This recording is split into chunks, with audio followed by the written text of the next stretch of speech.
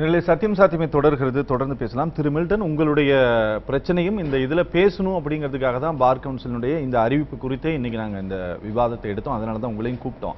அதனால எதனால உங்களுக்கு வந்து தடை விதிக்கப்பட்டது அப்படிங்கறதையும் நீங்க கொஞ்சம் சொல்லிருங்க. சொல்றாங்க. அதாவது மதுரை வழக்கறிஞர்கள் அந்த ஹெல்மெட் தீர்ப்புல உள்ள குறைபாடுகள், அதாவது வந்து எல்லா விஷயத்தையும் வாங்கிக்கிறாங்க, பொதுமக்கள் பாதிக்கப்படுறாங்க, அவங்களுடைய லைசன்ஸ் எல்லாம் வாங்கியிருக்காங்க, இது பாதிக்கப்படுறாங்கன்னு சொல்லிட்டு தொடர்ச்சியா போராடுறாங்க. அதுக்கு பிறகு வந்து அதுக்கு மேல கண்டெம்ட் எடுக்கப்படுது. அதை தொடர்ச்சியாக வந்து 4 நீதிபதிகளை வந்து ஊழல் நீதிபதிகள்னு சொல்லி பட்டியலிட்டு ஒரு 2000 பேர்கிட்ட மதுரையில ஒரு ரேலி நடத்துறாங்க. இதுல அவங்க சொன்ன விஷயங்கள், அதாவது வந்து ஒரு தீர்ப்புக்கு எதிராக போராடுறதுல எவ்வளவு போராடினாங்க, அது சரியா தவறா, இப்படி ஒரு விவாதம் இருக்கு. ஆனா அதெல்லாம் தாண்டி அவர்களை வந்து தொழில் செய்ய விடாம தடுக்கக்கூடிய அளவுக்கான வழக்குகள் போடப்பட்டு இப்போ வந்து அதுல வந்து 5 பேர் வந்து வாழ்நாள் தடையும் 8 பேர் வந்து 3 ஆண்டு தடையும் விதிக்கப்பட்டிருக்காங்க. அவங்க என்னன்னா நீதித்துறையை வந்து மாண்பை வந்து கெடுத்தாங்க அப்படின்னு சொல்லியிருக்காங்க. ஊழல் குற்றச்சாட்டு இதெல்லாம் நீங்க ப்ராப்பரா போய் கொடுங்கன்னு சொல்லி அந்த விஷயத்தை பத்தி அதுல, ஏன்னா பார் கவுன்சில் தான், அது கர்நாடகாவில் உள்ள பார் கவுன்சில் தான் அந்த ஒழுங்கு நடவடிக்கை எடுக்கிறாங்க அவங்க மேல. அதற்கு அடுத்து அவங்க மேல ஒரு கண்டெம்ட் கேஸ் வந்து போன வருடம் வந்து செப்டம்பர் 16ஆம் தேதி வருது. இங்க உள்ள ஹைகோர்ட் கர்நாடகாவுக்கு மாத்தினது கூட பாதிக்கப்பட்ட வழக்கறிஞர்களை அலைக்கழிக்கத்தான். அதாவது இங்க இருந்தா ஃபேரா நடக்காது அப்படின்னு சொல்லிட்டு ஒரு பெட்டிஷன் போட்டு, அதுல அந்த பெட்டிஷன்ல வந்து ஹைகோர்ட்ல ரிட் பெட்டிஷன் என்னன்னா, இது வந்து பார் கவுன்சில் ஆஃப் இந்தியாவே இதை வந்து கன்சிடர் பண்ணணும் அப்படின்னு சொல்லி போட்டாங்க. Bar council of India transfer பண்ணிட்டாங்க அவங்க கேஸ். இவங்களுக்கு முதல்ல ஒரு 2 தலைவர்கள் மேல, ஏ.கே. ராமசாமி, தர்மராஜ் மேல வந்து கண்டெம்ட் வருது. இந்த கண்டெம்ட்ல வந்து மதுரையில இருந்து வந்து நிறைய வழக்கறிஞர்கள் வந்து இதை டிஸ்டர்ப் பண்றதா வந்து அப்படி ஒரு விஷயத்தை ஏற்படுத்தி அவங்க வந்து இன் கேமரா ப்ரொசீடிங்ஸ் சொல்லி கோர்ட் வந்து இப்போ கணவன் மனைவிக்குள்ள இல்ல வந்து ஒரு ரேப் கேஸ்ல இதெல்லாம் வந்து வெளியில உள்ளவங்க விசாரிக்காம இன் கேமரா நடக்கும். அந்த மாதிரியான விசாரணைன்னு முதல் நாள் போட்டிருக்காங்க. திரும்ப இன் கேமராவை எடுத்துட்டாங்க. அப்போ சென்னையில உள்ள வழக்கறிஞர்கள் ஒரு 100 பேர்கிட்ட சொல்லுங்க. திரு மில்டன் அமல்ராஜ் இணைப்புல இருக்கிறாரு, அவரோட நம்ம பேசிடலாம். நேர்களே, தமிழ்நாடு பார் கவுன்சில் சங்கத்தினுடைய துணைத் தலைவர் திரு அமல்ராஜ் இணைப்புல இருக்கிறார், அவரோட பேசலாம். வணக்கம் திரு அமல்ராஜ். வணக்கம். வணக்கம் சார். வணக்கம். வணக்கம். 30ஆம் தேதிக்குள்ள எல்லாருமே வந்து ஆவணங்களை கொடுக்கணும் அப்படிங்கிற ஒரு அறிவுறுத்தலை வெளியிட்டு இருக்கீங்க நீங்க. இந்த கல்வி தகுதிக்கான ஆவணங்கள், பார் கவுன்சில் அந்த என்ரோல்மெண்ட் பண்றதுக்கான அந்த தேர்வுல வெற்றி பெற்றதுக்கான அந்த சான்றிதழ்கள், இதெல்லாம் யார் வந்து சரிபார்க்க போறாங்க சார்? சரிப்பா, நம்மளுடைய ஸ்டேட்டுக்கு வந்து மத்திய பிரதேசத்துல இருந்தும் ராஜஸ்தான்ல இருந்தும் 2 உயர்நீதிமன்ற ரிட்டையர்ட் ஜட்ஜ நியமிச்சிருக்காங்க. சரி, அவங்க வந்துதான் வந்து இதை சரிபார்க்க போறாங்க. சரி, இதற்கான காலக்கெடு அப்படின்ட்டு எவ்வளவு நாள் நீங்க ஏதாவது தீர்மானிச்சிருக்கிறீங்களா? இல்ல இது எப்படி? இது ஆக்சுவலா இந்த நாட்டுல வந்து போலி வழக்கறிஞர்கள் போலி சர்டிபிகேட் கொடுத்து வழக்கறிஞர்களா பதிவு செய்யக்கூடிய எண்ணிக்கை அதிகமா இருக்குன்றதுனால பார் கவுன்சில் ஆஃப் இந்தியா வந்து உங்களுக்கு ஒரு certificate verification place of practice verification 2015 வந்து ஒரு ஆக்ட கொண்டு வந்தாங்க. சரி, அதை வந்து என்னன்னா இந்தியாவில் இருக்கிற ஒவ்வொரு வழக்கறிஞரும் தன்னுடைய சர்டிபிகேட் எல்லாம் வந்து எவ்ரி 5 இயர்ஸ் வெரிஃபிகேஷன் பண்ணணும். அதை வந்து குறிப்பா வந்து 10th +2 pre law degree, law degree, இந்த சர்டிபிகேட்ல வந்து கன்சர்ன் யூனிவர்சிட்டி, டிபிஐ அது மாதிரி எடுத்து கொடுத்து இந்த சர்டிபிகேட் ஜெனுனா அப்படின்றத வெரிஃபிகேஷன் பண்ணுறதுக்காக சரி பார் கவுன்சில் ஆஃப் இந்தியா கொண்டு வந்த இந்த சட்ட திருத்தத்தை எதிர்த்து சுப்ரீம் கோர்ட்ல ஒருத்தர் வழக்கு தொடர்ந்தாங்க. சரி, சுப்ரீம் கோர்ட்ல வழக்குல என்னன்னா, இல்ல நீங்க வந்து இந்த ஆக்டை வந்து சேலஞ்ச் பண்ணிருந்தாங்க ஒரு பெட்டிஷனர் ஒருத்தர் அங்க சுப்ரீம் கோர்ட்ல. சரி, சுப்ரீம் கோர்ட் இந்த வழக்குல ஒரு டைரக்டர் தான், இல்ல நீங்க வந்து இந்த ஆக்ட் ரொம்ப முக்கியமானதுதான், இந்த இந்தியாவில் இருக்கிற 17 லட்சம் வழக்கறிஞர்களுடைய சர்டிபிகேட் சரிபார்க்கறது வந்து சரியான தருணம் தான், நாட்டுல அதிகமான போலிகள் இருக்காங்க, இது குறிப்பா வந்து வழக்கறிஞர் ரொம்ப புனிதமானது, நோபல் ப்ரொஃபஷன், இது வந்து பெர்ஃபெக்டான அட்வொகேட், ஜென்யூனான அட்வொகேட் இருந்தா மட்டும்தான் பப்ளிக் செய்ய வேண்டிய ஒர்க் வந்து சரியா இருக்கும் அப்படின்ற ஒரே காரணத்தால ஆக்டை சேலஞ்ச் பண்ணதுல இது வெரிஃபிகேஷன், இந்த வெரிஃபிகேஷன் ரொம்ப குயிக்கா சீக்கிரமா நடத்தணும் சொல்லி சுப்ரீம் கோர்ட் டைரக்ஷன் தான் இப்ப நாங்க இதெல்லாம் செய்யறோம்.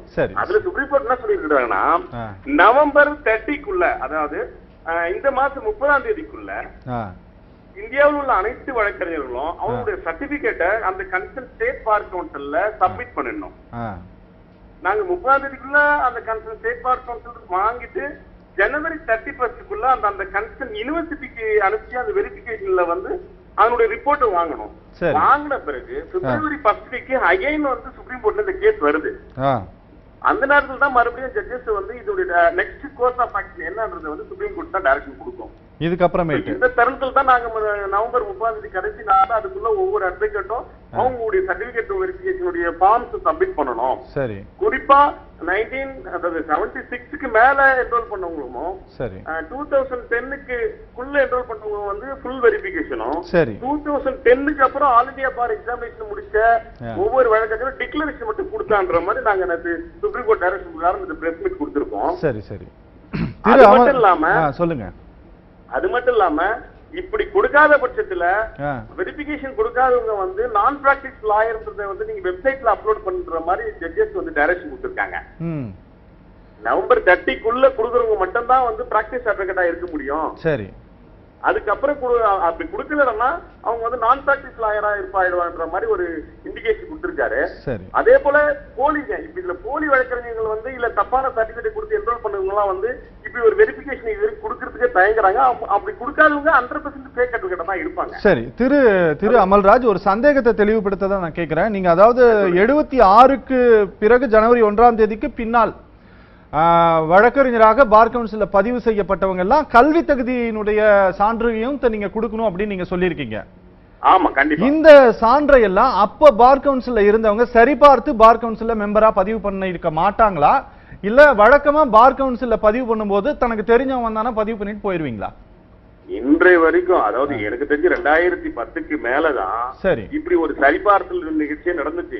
2010க்கு மேலதான் 2010க்கு முன்பாகலாம் வந்து அதாவது நம்ம ஸ்டேட் விட்டு அதர் ஸ்டேட் இருக்கிற யூனிவர்சிட்டியை மட்டும் தான் வெரிஃபிகேஷன் பண்ணுவாங்க.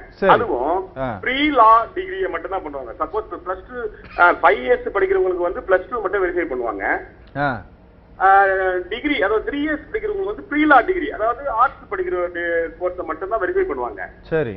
பட் இப்போ வெரிஃபிகேஷன் என்னன்னா அவங்களுடைய basic 10th +2 next pre law degree இந்த 4 வெரைட்டி இப்போ நாங்க வெரிஃபை பண்ண சொல்லிருக்காங்க சுப்ரீம் கோர்ட்டும் ஹை கோர்ட்டும். சோ அதனாலதான் வந்து அதுக்கு முன்னாடி பேச்சு இருந்தா கூட நம்ம பாத்துக்க முடியாது. குறிப்பா நம்ம ஸ்டேட்ல வந்து இப்போ இந்த 2010 ஆரம்பிச்சாச்சு. இப்ப நீ அதர் ஸ்டேட் போனீங்கன்னா கர்நாடகாவோ இல்ல ஆந்திராக்கு போனீங்கன்னா காலையில கொடுத்தோம்னா ஈவினிங் என்ரோல் பண்ணிட்டு வந்துடலாம். சரி சரி சரி. இங்க நிறைய இது மாதிரி போலி வழக்கறிஞர்கள் ஒரு எவ்வளவு பேர் இருப்பாங்க? நீங்க ஒரு கணக்கு சொல்லிருக்கீங்க 3583 பேர் ஆவணங்களே இல்லைன்னு சொல்லிட்டு. அது இல்லாம எவ்வளவு சரியா படிக்காம வழக்கறிஞரா இருக்கிறவங்க எவ்வளவு பேர் இருப்பாங்க? சார், நானு திரு அமல்ராஜ் ஒரு தகவல் உங்களுக்கும் சொல்லிடுறேன். வேர்ல்டு ஹெல்த் ஆர்கனைசேஷன் சொல்லுது இங்க 57% டாக்டர்ஸே வந்து போலியானவர்கள் தான். அலோபதி பண்ணிட்டு இருக்கிறவங்க போலியானவர்கள்னு சொல்லிட்டு உலக சுகாதார ஆணையமே சொல்லுது. அந்த மாதிரி நம்மளுடைய இதை நீங்க கொஞ்சம் வெளிப்படையா சொன்னீங்கன்னா பரவாயில்லன்னு நினைக்கிறேன். இல்ல இப்போ அவங்க வந்து வெரிஃபை பண்ணிட்டு அதுக்கப்புறம் அவங்களோட என்ரோல்ல இல்ல கவுன்சில் இல்லாத இல்ல பேக்ன்ற கரெக்டா ஆத்தென்டிக்கா தெரிஞ்சதுனால அவங்க சொன்னாங்க. பட் நாங்க இந்த கவுன்சில்ல இது வரைக்கும் 3800 சம்திங் என்ரோல்மெண்ட் பேப்பர் வந்து மிஸ்ஸிங் எங்களாண்ட. சரி. சோ மிஸ்ஸிங்க வந்து நான் வந்து ஃபேக்னு சொல்ல முடியாது. சரி. இதை நான் வெரிஃபை பண்ணி இப்ப அந்த கன்சர்ன் பர்சனுக்கு நாங்க லெட்டர் கொடுத்து அவங்கள வர வச்சு அவங்களோட சர்டிபிகேட் ப்ரொடியூஸ் பண்ண பிறகுதான் எங்களுக்கு இதுல ஃபேக்கா இல்ல இது ஜென்யூனான்னு தெரியும். சரி. இந்த மீன் டைம்ல இப்ப கிட்டத்தட்ட 90,000 அட்வொகேட்ஸ் நம்ம ஆன் ரோல் இருக்காங்க. தமிழக புதுச்சேரி பார் கவுன்சில்ல வழக்கறிஞர் மட்டும் 90,000 அட்வொகேட் இருக்காங்க. சரி. சோஃபார் நாங்க வந்து 25,000 அட்வொகேட் மட்டும் தான் அந்த வெரிஃபிகேஷன் சப்மிட் வந்து ஃபார்ம் ரிசீவ் பண்ணிருக்கோம். சரி. ரிமைனிங் வந்து இன்னும் யாருமே கொடுக்க வரல. ஏற்கனவே தமிழ்நாடு பாண்டிச்சேரியில வந்து 80,000 வழக்கு இருக்கு சொல்லவே 40,000 பேர் தான் ஆக்டிவ் பிராக்டிஸ் இருக்காங்க. மீதி 40,000 அட்வொகேட் பிராக்டிஸ் இல்ல. அவங்க பிசினஸ் இருக்காங்க, கம்பெனிகள் இருக்காங்க, இல்ல அவங்க அதர்கன் ஒர்க்க பாத்துட்டு இருக்காங்கன்ற மட்டும் தான். இதனாலதான் வெரிஃபிகேஷனே கொண்டு வராங்க. சரி.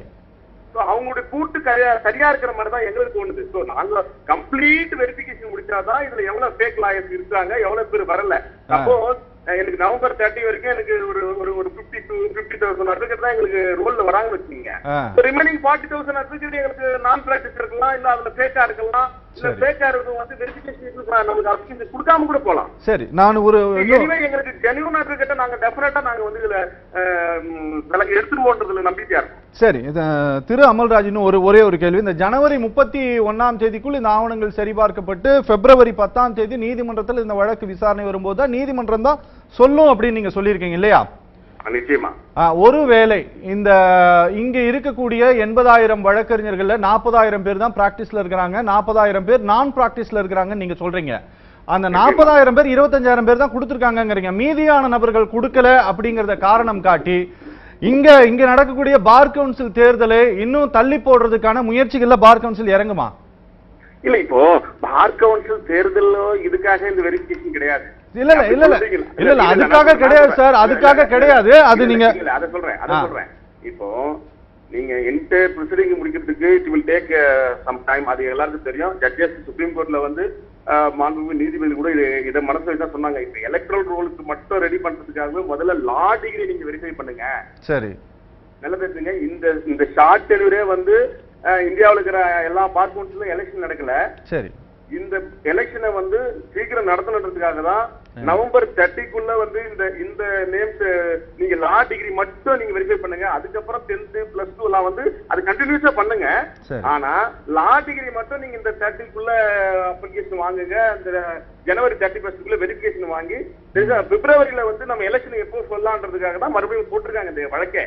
சரி, அதுல பார் கவுன்சில் எலெக்ஷன் தள்ளி போடுறதுக்காகலாம் இல்ல. அது இப்போ இந்த ரோல் இந்த லா டிகிரி மட்டும் நாங்க வெரிஃபை பண்ணி முடிஞ்ச உடனே கண்டிப்பா சுப்ரீம் கோர்ட் எனக்கு தேதி அறிக்கிறாங்களோ அந்த தேதியில வந்து நாங்க ரோல்ஸ் ரெடி பண்ணி கொடுத்துருவோம். எலெக்ஷனை கண்டக்ட் பண்ணுவாங்க. அது ஒரு பிரச்சனை கிடையாது. சரி, அமல்ராஜ் இறுதியா ஒரே ஒரு கேள்வி மட்டும்தான். வழக்கறிஞர்களுடைய உரிமைகளை பெறுவதற்கும் வழக்கறிஞர்களுடைய உரிமையை நிலைநாட்டுவதற்கும் இருக்கக்கூடிய பார் கவுன்சில் ஒரு வழக்கறிஞருக்கு வாழ்நாள் தடை விதிப்பதற்கு பார் கவுன்சிலுக்கு அதிகாரம் இருக்கா? பார் கவுன்சில்ல வந்து அதாவது ஒருத்தரை வந்து ஒரு வழக்கறிஞர் வந்து எந்த அளவுக்கு வெல்ஃபேரை வந்து அட்வொகேட்டுக்கு பார் கவுன்சில் செஞ்சு கொடுக்குதோ சரி, அதுக்கு இணையா வந்து அவங்கள அதாவது பனிஷ் பண்றதுக்கும் அதாவது அவங்களை மிஸ்காண்டக்ட்ல வந்து தண்டிக்கிறதுக்கும் பார் கவுன்சில் மட்டும்தான் முழுமையான அதிகாரம். ஈவன் கோர்ட் கூட கிடையாது. கோர்ட்டு கூட கிடையாது. ஒரு வழக்கறிஞர் தவறு செய்ய பட்சத்தில் அட்வொகேட் ஆக்ட்ல வந்து இல்ல திரு சொல்றேன் அதான் சொல்ல வரேன். அட்வொகேட் ஆக்ட் 34ல சரி, நீங்க வந்து எந்த வழக்கறிஞர் தவறு செய்தாலும் அதாவது மிஸ்காண்டக்ட் ப்ரூவ் ஆகிற பட்சத்தில் அவங்கள வந்து மன்னிச்சு விடுறதுக்கான பவர் பார் கவுன்சிலுக்கு உண்டு. சரி, அவங்களுக்கு வந்து குறைந்தபட்ச தண்டனை கொடுக்கிற பவரும் பார் கவுன்சிலுக்கு உண்டு. சரி, அவங்களுடைய அஃபென்ஸ் கிரேவா இருந்தா அவங்கள வந்து ரிமூவ் பண்றதுக்கு பார் கவுன்சிலுக்கு அதிகாரம் உண்டு. சரி, இது எல்லாமே பார் கவுன்சிலை பொறுத்த வரைக்கும் தன்னிச்சையா எதுவும் செய்ய முடியாது. எல்லாமே அண்டர் தி ஸ்டாச்சுவரி பீரியட் அதாவது 1961 அட்வொகேட் ஆக்ட் பிரகாரம் மட்டும்தான் பார் கவுன்சில் செயல்பட முடியும். சரி, ஆக்ட்ல இருக்கிறதுனாலதான் பார் கவுன்சில் அவங்கள வந்து ரிமூவ் பண்ணிருக்குது. ஆனா அவங்களுக்கு அப்பீல் ப்ரொவிஷன் இருக்குது. பார் கவுன்சில் ஆஃப் இந்தியால வந்து அவங்க அப்பீல் ப்ரொவிஷன் இருக்குது. சப்போஸ் ஸ்டேட் பார் கவுன்சில் தவறான தண்டனை கொடுத்திருந்தா கூட இமிடியேட்டா அவங்க வந்து பார் கவுன்சில் ஆஃப் இந்தியாவுக்கு அதை மேல்முறையீடு செய்து அந்த தவறனை திருத்தி அங்க அவங்களுக்கு வாய்ப்பு இருக்கும். அந்த ரிமூவ்ல வந்து நீங்க செட்டிஸ்ஃபைட் பண்ணலாம், இல்ல வந்து அதை வந்து குறைச்சி தண்டனை கொடுக்க வாய்ப்பு உண்டு. அதனால பார் கவுன்சிலுக்கு முழு அதிகாரம் அது ஸ்டேட் பார் கவுன்சிலுக்கு உண்டு. நீங்க தவறுன்ற பட்சத்தில் அவங்க அப்பீல் ப்ரொவிஷன் உண்டு. நிச்சயமா அங்க ரெமெடி கிடைக்கிறதுக்கு அவங்களுக்கு வாய்ப்பு உண்டு. சரி, நான் கொஞ்சம் வெளிப்படையாவே கேட்கிறேன். பார் கவுன்சில் மேல பகிரங்கமா எடக்கூடிய சந்தேகம் தான் இது. நான் வெளிப்படையா கேட்கிறேன். இது என்னுடைய கேள்வி கிடையாது, உங்க மேல வைக்கக்கூடிய ஒரு விமர்சனமா இருக்குது. அதனால நான் கேட்கிறேன், நீதிபதிகளை குளிர வைப்பதற்காகத்தான் இப்படி பார் கவுன்சில் வந்து வழக்கறிஞர்களை பழிவாங்குது அப்படின்னு சொல்றாங்க. அது எந்த அளவுக்கு உண்மை? இல்ல, இப்ப நீங்க ஒரு அட்வொகேட் தவறு செய்கிற பட்சத்தில் அதற்கு தான் வந்து அட்வொகேட் ஆக்ட்ல வந்து நீங்க மிஸ்காண்டக்ட் வழக்கறிஞர் தவறு செய்ய நீங்க வந்து தண்டிக்க வேண்டும்ன்றது வந்து நம்முடைய ஸ்டேச்சுவரி பாடி. அதுதான் பார் கவுன்சில், அதுதான் டிசிப்ளின் பிரசிடருடைய பிரசிடிங் ஆபீசர் இருக்காங்க. சரிங்களா? இப்போ இதுக்குள்ள நீங்க இப்படிதான் யாருக்கு பாதிப்பு ஏற்பட்டாலும் ஒருத்தர் மேல ஒருத்தர் அலிகேஷன் சொல்லிதான் நம்ம கொண்டு போக முடியும். இப்ப சப்போஸ் அந்த பேப்பர்ஸ் இப்ப நம்ம தண்டனை பெற்ற வழக்கறிஞர் ரிமூவ் பண்ண வழக்கறிஞர்கள் கிரேவ் அஃபென்ஸுடைய கிரேவ் இல்ல அதனுடைய ஃபேக்ட் வச்சுதான் அவங்க வந்து தீர்ப்பு கொடுத்திருப்பாங்க. சரி, இப்ப அதை படிக்காம அவங்களுக்கு தான் தெரியும் அதுல என்ன கிரேவ் இருக்குது, அதுல என்ன தவறு இருக்குது. இல்ல அப்படி தவறு இருந்தா அது மேல பார்க்கின்சன் போல அவங்களுடைய தவறை வந்து சரி செய்து அந்த ஆர்டர் சாட்டிஸ்ஃபை பண்ண முடியுன்றது அந்த கன்சர்ன் அட்வொகேட்டுக்கு தெரியும். நன்றி. வந்து ஜட்ஜஸ் குளிர வைக்கிறதா ஒரு ஆக்ஷன் எடுக்கிறாங்கன்னு நிச்சயமா அப்படி இருக்கவும் இருக்காது. இல்ல நிஜமாலும் திரு அமல்ராஜ், நீங்க அந்த தவறினுடைய அளவீடு அப்படின்ட்டு எதை சொல்றீங்க அப்படின்னு தெரியல எங்களுக்கு. ஏன்னா கொலை பண்றவங்க நிரபராதி நீதிமன்றத்தால வெளியிடப்படுறான். சரி சரி, நன்றி திரு அமல்ராஜ், உங்களுடைய நன்றி. திரு சந்திரமோகன் சார், அவர் கரெக்டா தான் பேசுறாரா? தீர்ப்பை வந்து பார் கவுன்சிலுடைய ஒரு டிஸ்பிளினரி கமிட்டி கொடுக்குற தீர்ப்பு வந்து விமர்சனம் பண்ண முடியாது. நீதிமன்றத்தினுடைய தீர்ப்பையே விமர்சனம் பண்றாரு சார் இன்னொரு நீதிபதி. அப்படி கிடையாது. நீதிபதி வந்து விமர்சனம் பண்றாரா இல்லையாங்கிறது வந்து வேறு விஷயம். ஒரு சாதாரண தர்மம்னு ஒண்ணு இருக்கு, அதை நாங்க வந்து கடைபிடிப்போம். அதாவது நீங்க சொல்ற வழக்குல டைரக்டா இல்ல, இப்ப நீங்க வந்து எந்த வழக்கை வந்து உங்க மனசுல நினைச்சுக்கிட்டு வந்து அமல்ராஜ் கிட்ட பேசுனீங்களோ அதே வழக்க தான் மனசுல நினைச்சு நீங்க என்னகிட்ட கேட்டீங்க. சார் ஒரு விஷயத்தை நான் தெளிவுபடுத்த சொல்லுங்க. நீதிமன்றங்கள்ல நியாயத்தின் அடிப்படையில் தீர்ப்பு வழங்கப்படல, வாதங்களின் அடிப்படையில் தான் தீர்ப்பு வழங்கப்படுகிறது. இங்க எல்லா நீதிமன்றங்கள்ல இல்ல இல்ல இல்ல இல்ல தவறா சொல்றீங்க. இல்ல இல்ல வாதங்களின் அடிப்படையிலும் சாட்சிகளின் அடிப்படையிலும் தான் தீர்ப்பு வழங்கப்படுகிறது. உங்களோட அடிப்படையே தவறு. அதாவது சாட்சியமும் அதுக்காக நான் மன்னிப்பு கேட்டேன். உண்மைதான் தவறுதான், உண்மைதான் தவறுதான். அதுக்காக நீங்க உண்மையை மறைக்க மாட்டீங்க. மறைக்கல, நான் வந்து மறைக்கல, உண்மையை மறைக்கல. நான் உண்மை ஒரு நாள் வெளியே வந்தே தீரும். அதனால வந்து உண்மை வரும்போது நாம இருப்போமான்னு தெரியல. இல்ல இல்ல நம்ம இருக்கும்போதே உண்மை வெளில வந்துடும். அது இன்னொரு 3 மாசமோ 6 மாசத்துலயே வந்து உண்மை வந்து வெளியில வந்துடும் இந்த வழக்கை பொறுத்தளவுக்கு. அதனால அப்படி உங்களுக்கு வந்து நீதிமன்றத்தினுடைய நடைமுறை இல்ல வந்து தீர்ப்புகளுடைய நடைமுறைகளை பத்தி உங்களுக்கு தெரியாம இருக்கலாம். சார் எனக்கு தெரியாம தெரிஞ்சவங்க நிறைய விமர்சிக்கிறாங்க உங்ககிட்ட. அவ்வளவுதான். ஜனநாயகத்துல வந்து எதை பத்தியும் யார் வேணாலும் எப்படி வேணாலும் கருத்து சொல்லலாம். அது இப்ப வந்து அதாவது கருத்துரிமைங்கிற போர்வையில வந்து ரொம்ப ஒரு எல்லை தாண்டிய விமர்சனம் வந்து எல்லை தாண்டி விமர்சனம் வைக்கிறது எல்லாம் நீதிபதி தான் சார். இல்லைங்க சார், நீதிபதி வந்து விமர்சனம் வந்து நீதிமன்றத்தில் வைக்கிறாங்க. அப்சர்வேஷன் அது அவங்க பேசும்போது அவங்களுக்கு எழக்கூடிய வந்து சந்தேகங்கள் இல்ல வந்து அவங்களுக்கு தோன்ற நியாயமான கருத்துக்கள் இல்ல ஒரு வேறு விதமான நியாயங்களை வந்து அவங்க வந்து ஒரு டவுட் மாதிரி வந்து ஒரு கொஸ்டினா கேக்குறாங்க. அதாவது சாமானியர்களுக்கு சந்தேகம் வருதுன்னா கேட்க கூடாது. இல்ல அந்த அப்சர்வேஷன் வந்து போத் சைடும் வைக்கிறாங்க. இப்படி இருக்கு அப்படின்னு அவங்க வந்து சொல்றத ஊடகங்கள் வந்து அதை வந்து பெருசுபடுத்திருக்கு. ஒரு கோர்ட்டுக்குள்ளார நடக்கக்கூடிய அந்த ஒரு நியாயமான விமர்சனத்தை வந்து நீதிபதி வந்து ஒரு வைக்கும் போது அந்த அப்சர்வேஷனை ஊடகங்கள் வந்து பெருசுபடுத்தி அதை எழுதுது.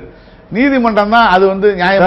நீதிமன்றத்தை பத்தியே பேசல, நான் பார் கவுன்சில் பத்தி இல்ல, அதுதான் தீர்ப்பு. என்ன ஏதோ உங்களை சிக்க வைக்க நான் பாக்குறேன். உங்களை சிக்க இல்ல, பார் கவுன்சிலை பொறுத்த அளவுக்கு சார் பார் கவுன்சில் ஒரு தீர்ப்பு கொடுத்துருச்சு. சரி, அந்த தீர்ப்பு வந்து தவறா சரியில்லைங்கிறதுக்கு வந்து அப்பீல் தான் போகணும். பார் இல்ல நீங்க அதை வந்து பேசக்கூட கூடாதுங்கிறீங்க. இல்ல பேசக்கூடாதுன்னு நாங்க சொல்லல, பேசக்கூடாதுன்னு யாரும் சொல்ல மாட்டாங்க.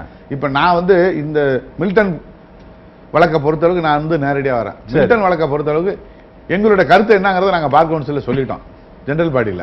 அது வந்து நாங்க வந்து எங்களுடைய போராது அதை நாங்க வந்து என் கருத்தை நான் வந்து அங்கதான் பதிவு பண்ண முடியும். அங்க நாங்க வந்து பதிவு பண்ணிட்டோம், எங்க கடமை முடிஞ்சிருச்சு. அதுக்கப்புறம் வந்து பார் கவுன்சில் வந்து ஒரு டிசிப்ளினரி ப்ரொசீடிங்ஸ் வந்து ஒரு செப்பரேட் கமிட்டி இருக்கு. அந்த கமிட்டி சொல்லக்கூடிய தீர்ப்பு தப்பு தவறு நான் சொல்ல முடியாது. நான் அந்த தீர்ப்பை படிக்கல. இன்ஃபேக்ட் உண்மை இதுக்கு மீறி பார் கவுன்சில் ஆஃப் இந்தியாவுக்கு வந்து அவருக்கு வந்து இது இருக்கு, அப்பீல் ப்ரொவிஷன் இருக்கு. அங்க போகணும். அங்க அவருக்கு வந்து நியாயம் கிடைக்கலன்னா வந்து சுப்ரீம் கோர்ட்டுக்கு போகலாம், செகண்ட் அப்பீல். அவருக்கு அந்த வாய்ப்பு இருக்கு. தீர்ப்பு வந்து அதாவது வந்து இந்த தீர்ப்பு நியாயமா தவறா இல்ல இவருக்கு வந்து மிகப்பெரிய அநீதி இழைக்கப்பட்டிருக்காங்கிறத இந்த தீர்ப்பை மட்டும் வச்சு சொல்ல முடியாது. அவர் இன்னும் போகணும்ல, இன்னும் அவருக்கு வந்து 2 போரம் இருக்கு. அங்க போனதுக்கு அப்புறம் தான் நம்ம வந்து அதை பத்தி பேச முடியும். அங்க அதை பத்தி அதாவது அவருடைய வாழ்வாதாரத்துக்கான என்ன பாதிப்பு வந்தாலும் அதனுடைய பின்விளைவுகள் எல்லாமே அவர் தான் அனுபவிச்சுக்கணும். ஒரு சின்ன ஒரு கேள்வி கேட்டாரு அப்படிங்கிற ஒரு காரணத்திற்காக. அதாவது அவர் கேட்ட கேள்வி சின்ன கேள்வியா பெரிய கேள்வியாங்கிறத அந்த தீர்ப்பை வந்து எழுதின நீதிபதிகளுக்கு தான் தெரியும். இப்ப நம்ம பாக்குற பார்வை வேற. என் பார்வை என்னங்கிறது நாங்க வந்து சொல்ல வேண்டிய இடத்துல சொல்லிட்டோம்.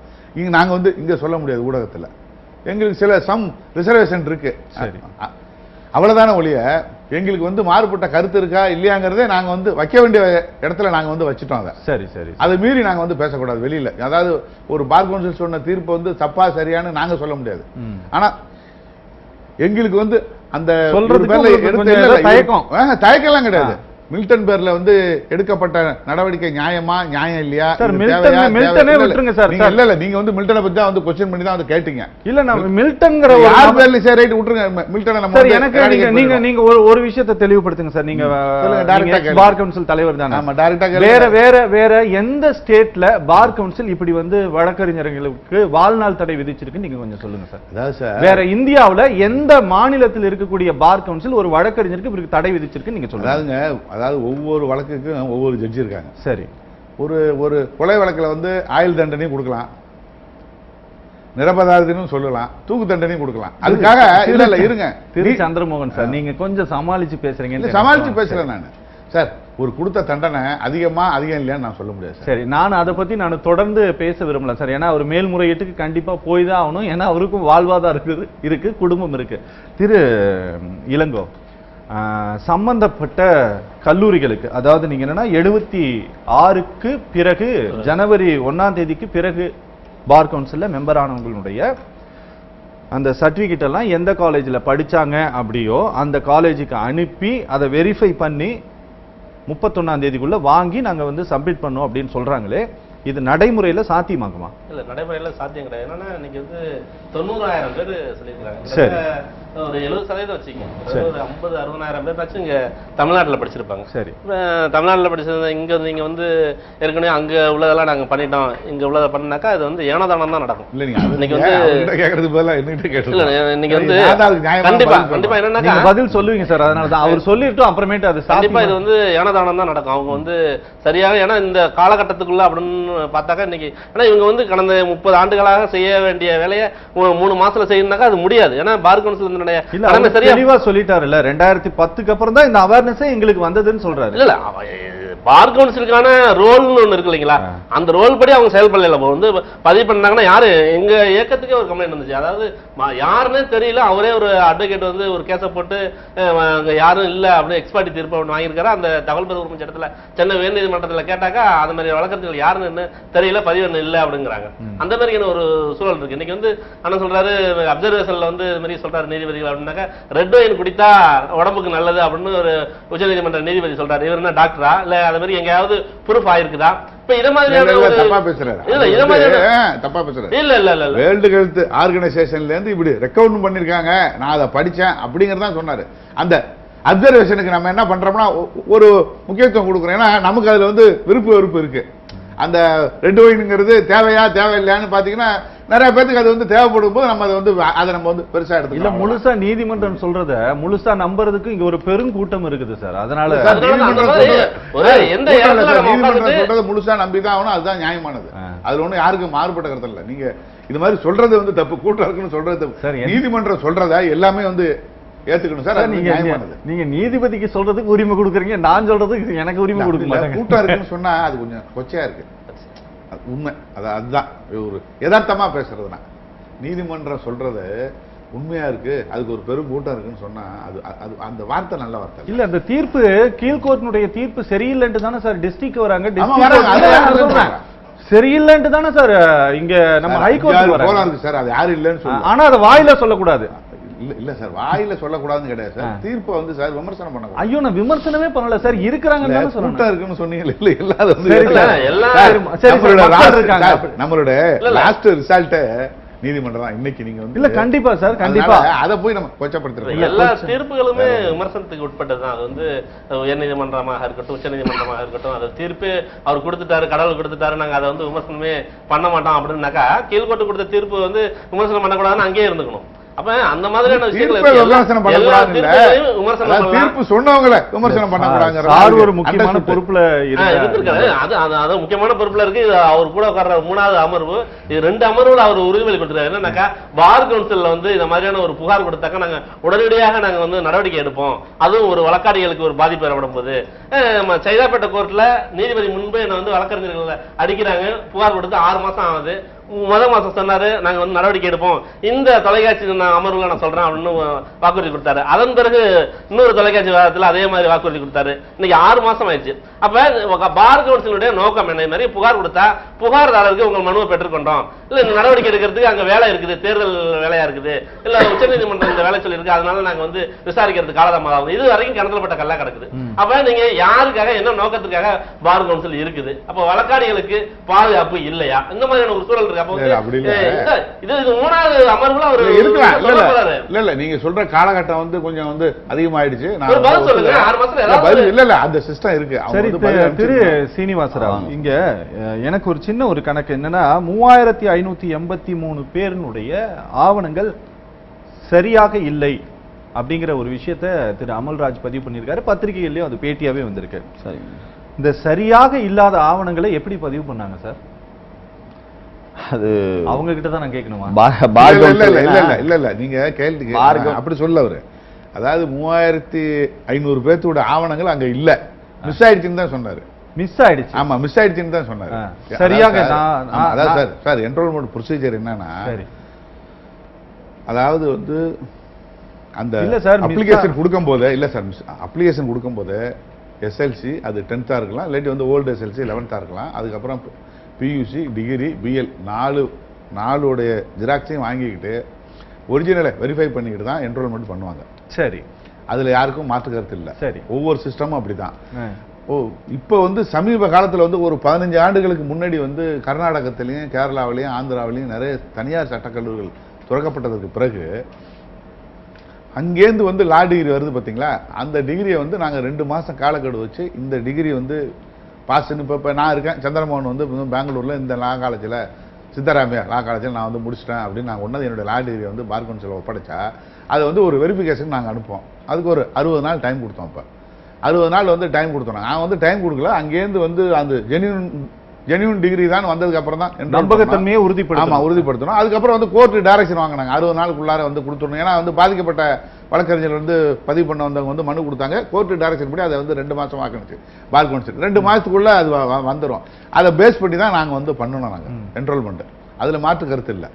அதனால வந்து யாரும் வந்து இதில் வந்து தவறு நடக்கிறதுக்கு சார் நான் உங்களுக்கு ரொம்ப ரொம்ப தெளிவாக சொல்கிறேன். அதாவது வந்து ஃபேக் லாயர் அப்படின்னு ஒண்ணு வந்து கிடையவே கிடையாது. ஒருத்தர் கூட கிடையாது.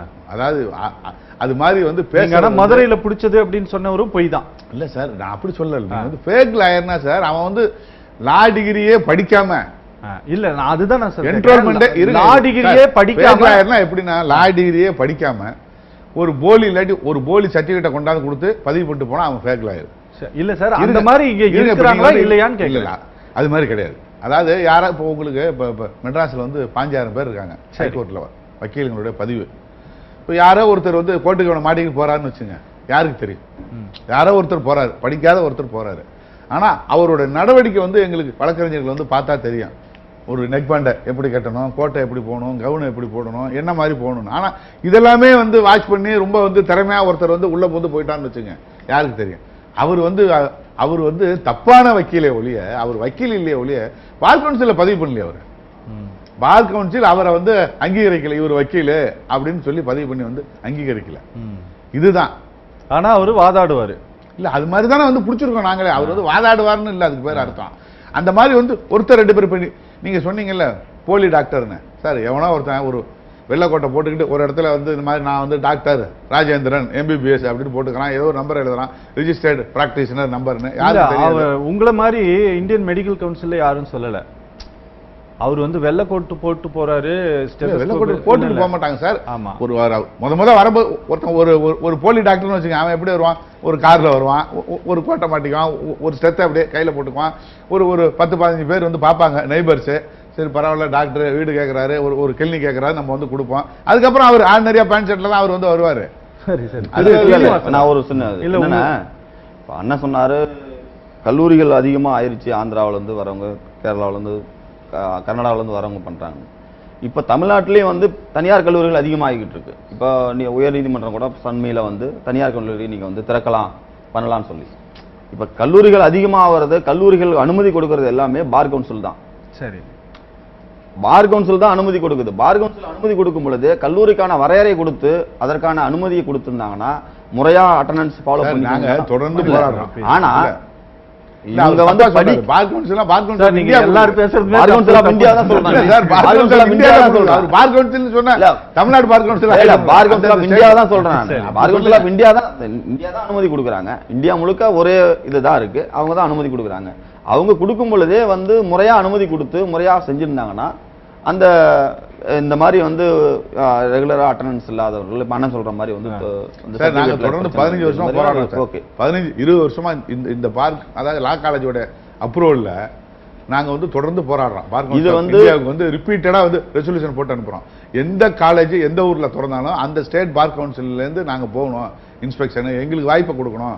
அது அந்த ஸ்டேட்டோட ரோல் இல்லாம நீங்க பாட்டுக்கு வந்து இப்ப ஒண்ணு இல்ல, திருச்சியில ஒரு லா காலேஜ் வந்து திறக்கணும், இது எனக்கே தெரியாது. இது உலகம், இது மக்கள் தொகை அதிகமா இருக்கிற நம்ம நாடு, மிகப்பெரிய ஜனநாயக நாடு. இதுல சில கட்டுப்பாடுகள் கொண்டு வர்றது என்பது மக்கள் மனதில் மனரீதியான மாற்றம் வந்தா மட்டும்தான் பண்ண முடியும். ஒரு ஆர்டரை போட்டு ஒரு இது பண்ணி நிறுத்த முடிவதற்கு ரொம்ப ரொம்ப சாத்தியம் ரொம்ப குறைவு.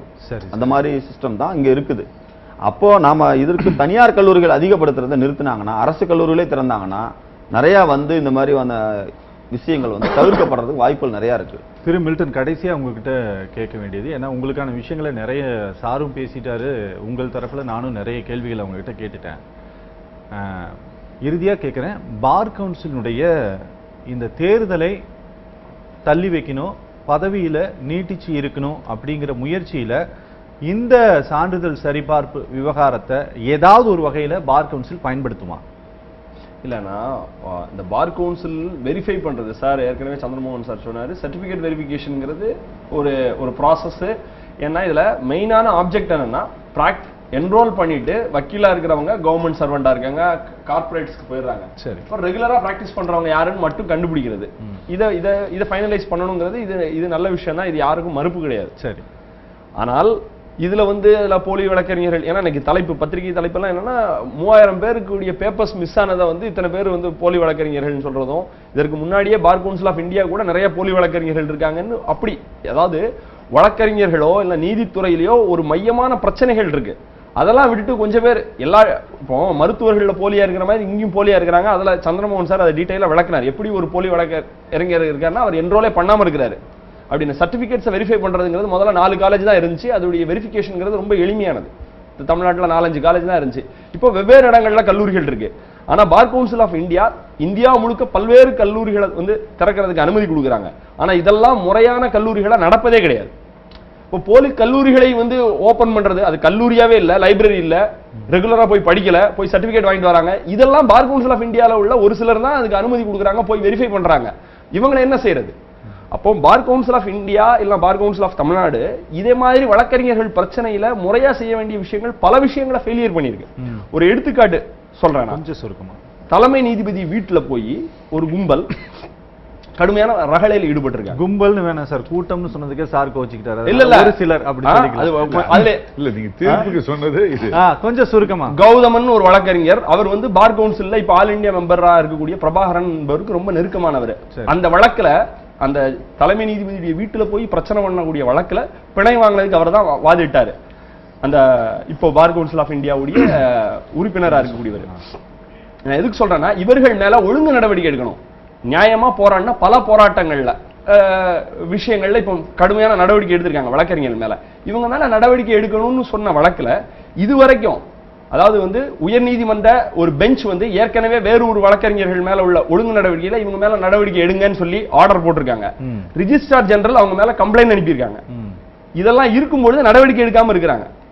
அப்போ தவறு செய்யக்கூடிய வழக்கறிஞர்கள் மேல இல்ல அதே மாதிரி உள்ளவங்க எல்லாம் அவங்க கூட இருந்து, இப்ப இருக்கக்கூடிய சேர்மனா இருக்கவங்களோ ஆல் இந்தியா மெம்பர் அவங்களெல்லாம் விட்டுட்டு நியாயமான ஒரு கேள்வியை தட்டி கேட்டாங்க. அதுல ஒரு விஷயம் ஒன்னு எக்ஸ்டெண்டா கூட இருக்கலாம், ஒரு சில விஷயங்கள். ஆனா அதெல்லாம் விட்டுட்டு அவங்க தான் ஜுடிஷியரி. இப்போ எப்படின்னா, இப்போ மனன்குமார் மிஸ்ரா 2012 ஃபாரின்ல இருந்து வரக்கூடிய இன்ஸ்டிடியூஷனுக்கு எதிரான ஒரு விஷயம் 2 நாள் ஸ்ட்ரைக் அப்படின்னு சொல்லிட்டு ஒரு சர்க்குலர் அனுப்புறாரு. இப்போ இந்த போராட்டங்கள் எல்லாம் முன்னணியா இருந்தவங்க தான் எங்களை போன்ற வழக்கறிஞர்கள். எந்த விஷயம்னா, ஏன்னா சார் சொல்லும்போது போராடுறவங்க எல்லாம் படிக்காம வந்தவங்க அப்படி இல்ல, நல்லா காலேஜ்ல படிச்சவங்களும் எஃபிஷியன்டா கோர்ட்ல பிராக்டிஸ் பண்ணக்கூடியவங்களும் போராடுறாங்க. ஏன்னா போராட்டம்ங்கிறது ஒரு டெமோக்ராட்டிக் ரைட்டா இருக்கு. அப்படிப்பட்டவங்களை குறிவைத்து தாக்கக்கூடியதா பார் கவுன்சில் செஞ்சுக்கிட்டு இருக்கு.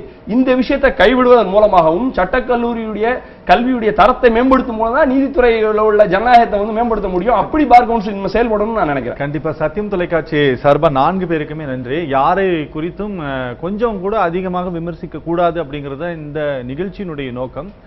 ஆனாலும் பொதுவாக இருக்கக்கூடிய மக்களுக்கும் திரு இளங்கோவை போல இருக்கக்கூடிய சமூக ஆர்வலருக்கும் இருக்கக்கூடிய சந்தேகங்களையும் தெளிவுபடுத்தணும் அப்படிங்கிறது எங்களுடைய நோக்கமா இருந்தது.